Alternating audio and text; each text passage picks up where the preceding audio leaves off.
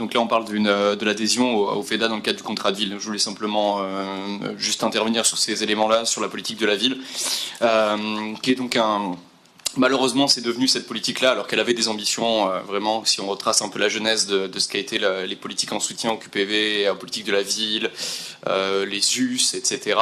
C'était ambitieux, mais maintenant c'est devenu un saupoudrage à la Macron.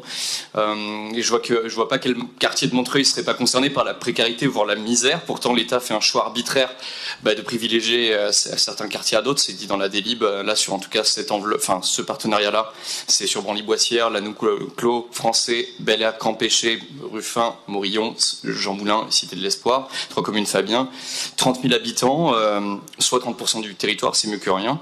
Mais donc on tourne les pages et on s'aperçoit que le montant total, c'est à peu près 10 000 euros.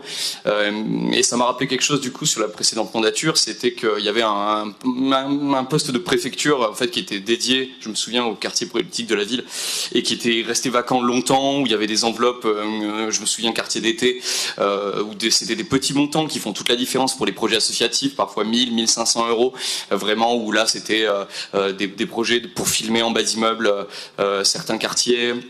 Et d'autres projets comme ça par les enfants, par les habitants qui n'ont pas le droit ni le pouvoir plutôt de partir en vacances.